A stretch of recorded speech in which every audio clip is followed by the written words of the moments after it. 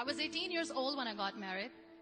I belonged to a very conservative family, a Baloch family, where good daughters never say no to their parents.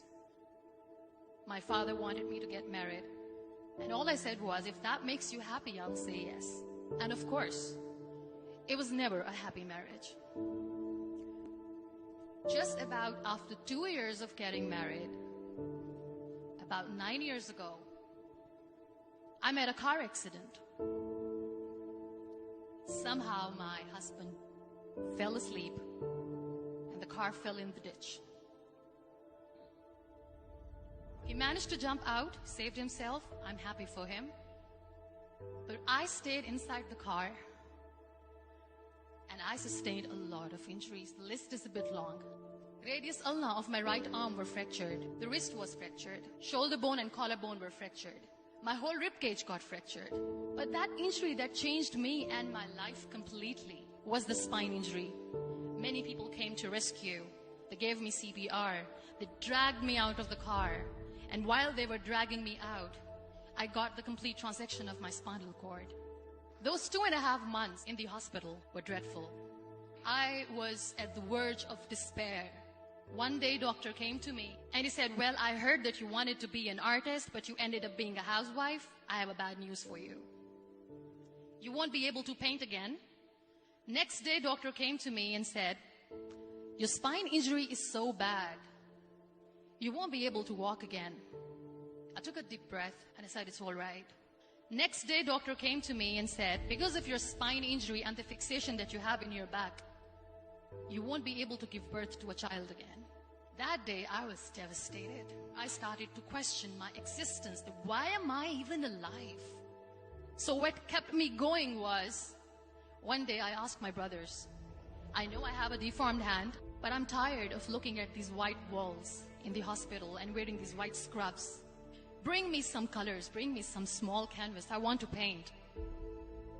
So the very first painting I made was on my deathbed, where I painted for the very first time. What an amazing therapy it was. Without uttering a single word, I could paint my heart out. I could share my story. People used to come and say, what lovely painting. So much color. Nobody could see the grief in it. Only I could. And that day I decided that I'm going to live life for myself.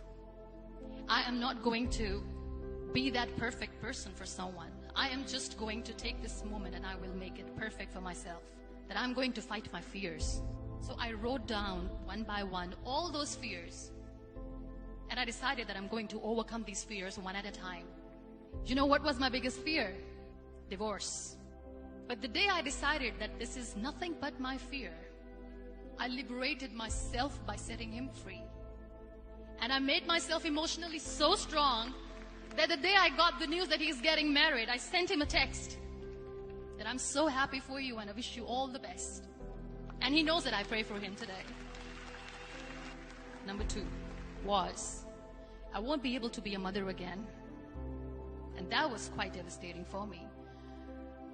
But then I realized there are so many children in the world, all they want is acceptance. So there is no point of crying, just go and adopt one. And that's what I did.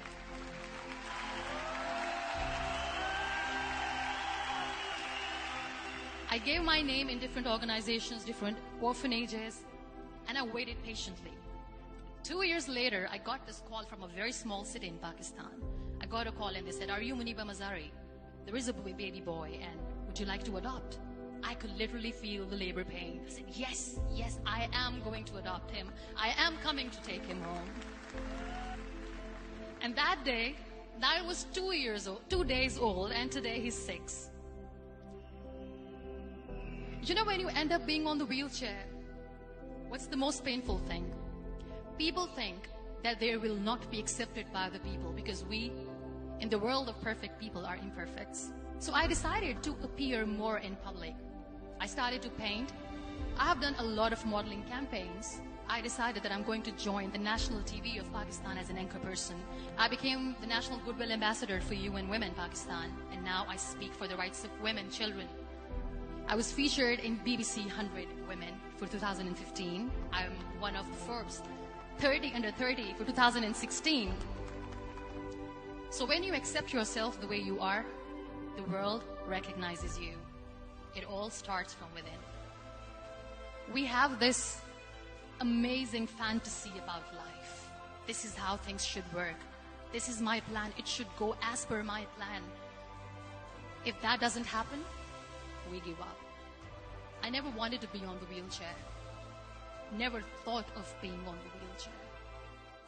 This life is a test and a trial, and tests are never supposed to be easy. So when you are expecting ease from life, and life gives you lemons, then you make the lemonade, and then do not blame life for that.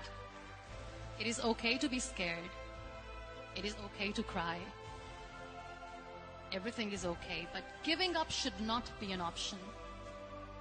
They always say that failure is not an option. Failure should be an option, because when you fail, you get up, and then you fail, and then you get up, and that keeps you going. Embrace each and every breath that you are taking. Celebrate your life. Live it. Don't die before your death. Real happiness lies in gratitude. So be grateful, be alive, and live every moment.